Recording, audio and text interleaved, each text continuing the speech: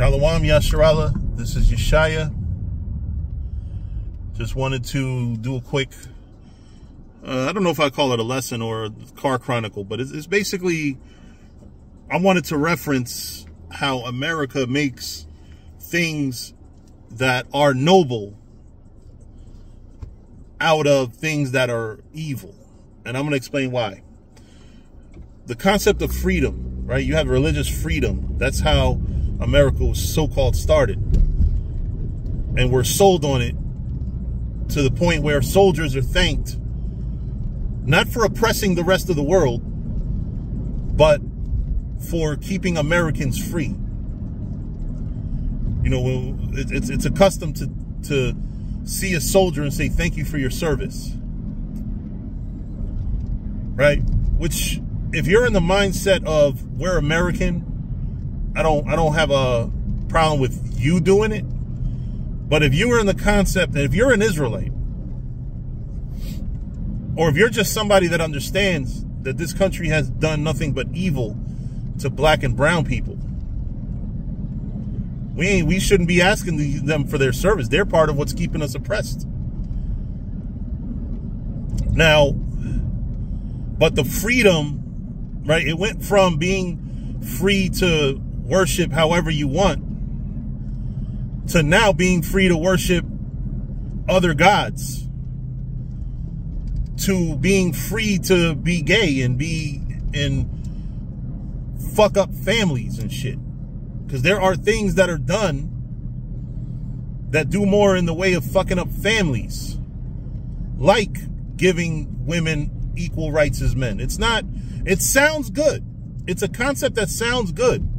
And any of us can get behind a concept because it sounds good. But when you break it down by empowering women as much as men, now you're causing women to rebel against men at will. And part of the problem is when women didn't have these rights, you had instances of men that were oppressive to their women. That's what we really should attack. Not women's rights to vote, women's rights to have a bank account, a credit card. No, all your rights are under your man. And that's the way it is in the Bible. If you have a problem with that, that's fine. Believe in another book then. But if you believe in the Bible, then you have to understand that men are the heads of the household for a reason. Because these modern women, they're like, oh yeah, I'm in my soft girl era. These modern day women are trying to go back to a time where men were more capable financially. But that's because you have one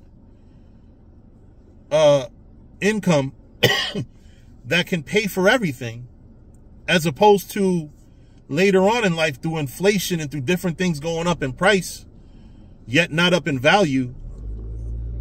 And now you just simply have a chain reaction that makes women, now you have to go to work.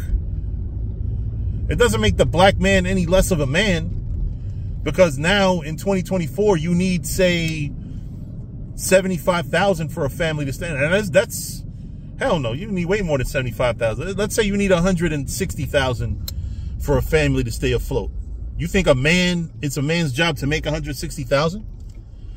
Where there was a time where $30,000 was enough to feed a whole family, and it's man's fault and it's man's job to make $160,000. So I think you can see how the logic just doesn't line up. So women's lib, it wasn't something that achieved what it was supposed to.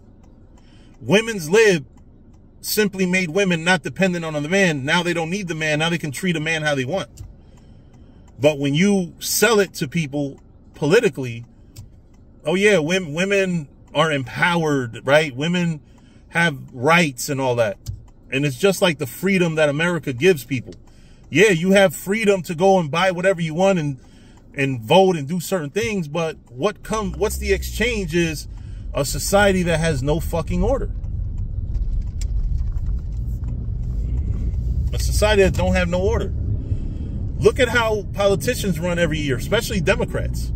Oh, you know, we'll fight for the rights of everybody, right? And fighting for the rights of, say, LGBTQ is actually restricting straight people. I'm sorry, it is. Why should they be afforded the ability to get married? And when you don't give them that right, you call it discrimination. That's crazy. That's a crazy concept. So now you promote gender fluidity. Now it don't matter whether you're born a man or a woman. You can date, marry, and do whatever with whoever you want. You can't do it with more than one. You can't have a man marrying multiple women, though.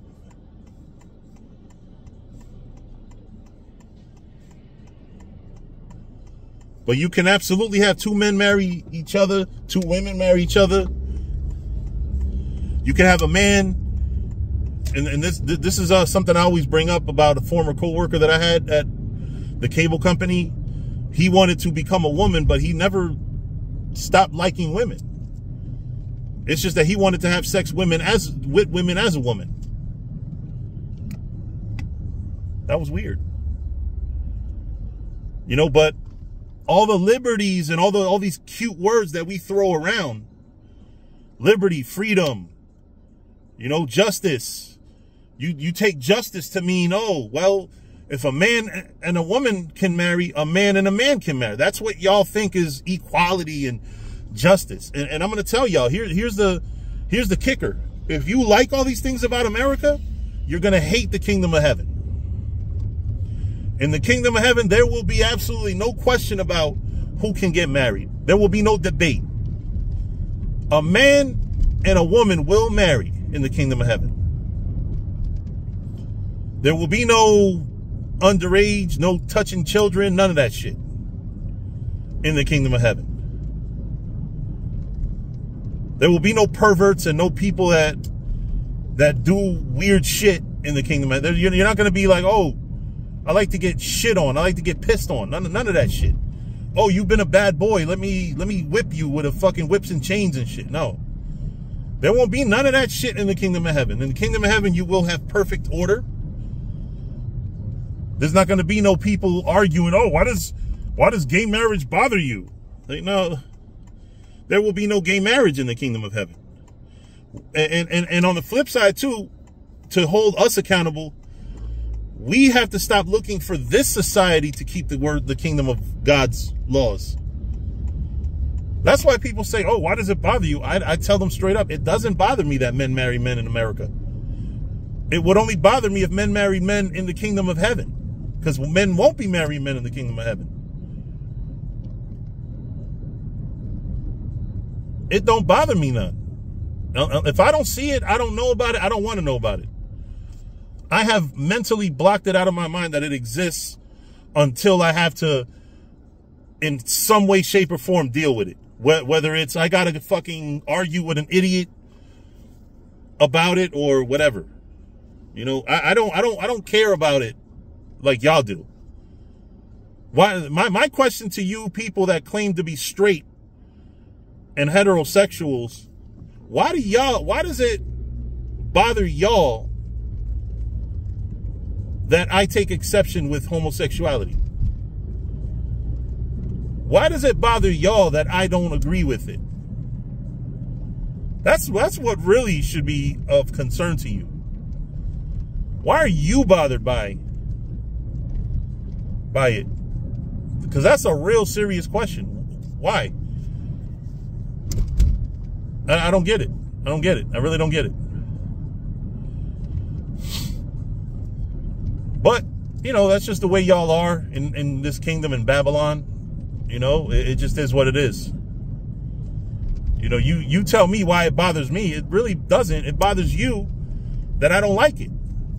So maybe the real question is, why are you heterosexual motherfuckers defending homosexuals against people that don't mean them any physical harm? I don't beat up. I would not beat up somebody for being a homosexual. I wouldn't beat them up, hurt them, or none of that. I just won't deal with them. I'll teach the Bible and I'll teach against what they're doing, but I'm not going to personally say, yo, fuck you, you're gay. No. You know, but anyway, I digress. I have to do some work-related stuff. So with that, I'm going to say shalom.